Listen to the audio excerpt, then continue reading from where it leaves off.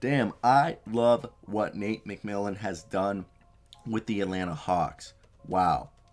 Just what they've been able to do with Trae Young out with this ankle injury. And, they beat the Bucks, who were fully equipped with Chris Middleton, Giannis Antetokounmpo, Drew Holiday, Brooke Lopez, older guys. And, I like how they're spreading the playmaking. They're not forcing anyone to do all of the playmaking role like that they've lost because Chris Dunn isn't there. So I want to first hear your opinion. What do you guys think of Nate McMillan? What he's been able to do since taking over as coach of the Atlanta Hawks? And hit that like and subscribe button after you comment. So let's get into today's video. I'm actually searching up right as we're speaking about Nate McMillan's coaching record real quick. I want to see what his record so far as the Atlanta head coach. He's coached 26 games so far. He's 19-7 for a 73% win percentage. Great job by him. And he's a coach in all 4 years for Indiana. He had above 500, and for the record, he's a 53% career win percentage coach. So I don't think people give Nate McMillan enough respect, and I know Trae Young loves him. So right now they're out. Chris Dunn's been out, and Tony Snell, DeAndre Hunter, Trae Young, Cam Reddish are all out. Cam Reddish is out for 2 more weeks. We know Trae Young's at least out for 2 more games. The rest, guys, this is a team that I feel like would be maybe the top 3 seed if they had all their players healthy for a majority of the year and at least had one guy. I mean, this is because they had a hyphen offseason. But it really sucks that Chris Dunn hasn't been able to come in because I feel like he would have at least been able to help alleviate, have a backup point guard.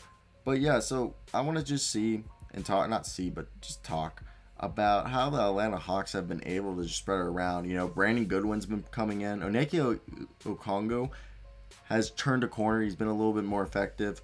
But I like what they're doing is they keep one starter in at all times, and they usually try to keep Clint Capella in at most. And when he wasn't there, it seemed like they had John Collins playing center and Solomon Hill playing power forward, or Daniel Gallinari playing power forward. But John Collins has also been picking up the slack. But Clint Capella is just doing his thing, grabbing his rebounds. Bogdan Bogdanovic has kind of been passing, picking up a little bit of a passing role. And since Kevin Huerter has came alive and hitting threes, in the past 10 games, he's been shooting 40% from 3, 50% from the field, and shooting, scoring 15 points a night with 1.5 steals. Also, this is another thing. This team is so good with perimeter defense and getting steals. They're one of the better, I feel like one of the better perimeter defensive, steal teams in the league, and they do a really good job of guarding the perimeter. And then they have Clint Capella over there getting 2.2 blocks a game, with John Collins getting 1.1 blocks a game since the All-Star break. And it's awesome what they're doing. And then what they do is they have John Collins and Clint Capella out there, and if Clint Capella needs to go to the bench, they put John Collins out there, and they put a plethora of 3-point shooting around both of those guys. Here, they had a lineup of Clint Capella, John Collins, Solomon Hill, Bogdan Bogdanovic, and Kevin Huerter. Bogdan, Kevin Huerter, and Solomon Hill can all hit their 3-point shots. So can John Collins. People don't give him enough credit there. And then off the bench, you got Lou Williams, who's just, a microwave. Daniel Gallinari can hit it from 3, hit it all over the floor. And Brandon Goodwin's a little guy who comes in, can grab rebounds, had 5 assists this past game. He's been doing well with the more minutes he's been getting. And he's been playing in the past 9 games, about 18.5 minutes a night, shooting 43% from 3, 47% from the field, and getting about 8 points a night. And this is another thing. This team has multiple players near or over 1 steal game. Three guys at a steal game, basically in Bogdanovic and Kevin Huerter and Trae Young. Then Solomon Hill, Clint Capella, and John Collins are all near there. And the same thing goes with they have good rim protection getting out of Clint Capella, John Collins. Onyeka Okongwu does a decent job when he's out there. And DeAndre Hunter, that's one thing they're missing, is the guys that are injured. DeAndre Hunter, Tony Snell, and a few other guys. Obviously Trae Young and Cam Reddish, but they've been out for a while.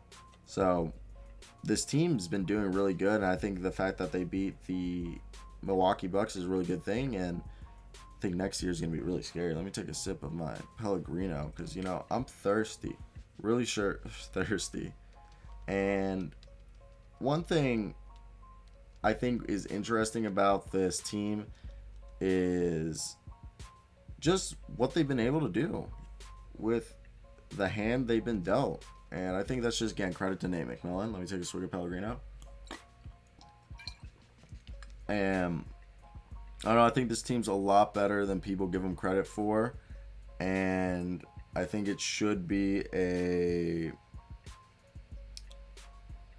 definitely should be, people should be ready to be put on notice by the Atlanta Hawks. I'm kind of high, and that just took a lot of mustard. I'm like doing something. This is the end of the video. This was over. This was a terrible ending. Goodbye, guys. Good night. The Hawks are going to be good in the playoffs.